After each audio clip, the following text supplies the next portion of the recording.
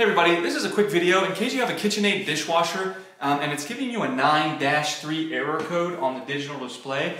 And if you don't have a digital display on your dishwasher, it will indicate it with a series of blinks. So it will blink 9 times, and then it will pause for 2 seconds, and then it will blink 3 times. And that's how you get that 9-3 error. And then it'll pause for 5 seconds, and it'll repeat 9, 3, 9, 3, 9, 3. And if you're getting this error, it's because it's sensing with that diverter disc. So you have basically a pump down at the bottom, and you have a diverter which tells the water, once it's pumped, it tells it where to go.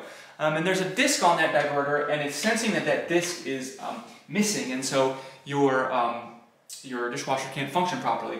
So, you're probably going to have a technician look at this. But what you can do is you can get down in here into the pump area and see if you see a broken disc that may have broken and fallen off. And then if you find that, you'll need to replace that part.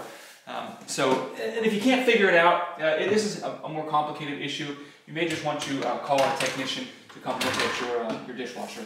But anyways, hope this video helped you at least figure out what's going on. Thanks a lot for watching. Have a great day.